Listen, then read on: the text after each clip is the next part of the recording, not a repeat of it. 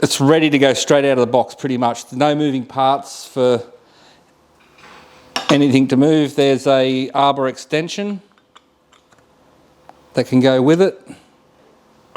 Today I've got a 52mm hole saw and we're going to start drilling.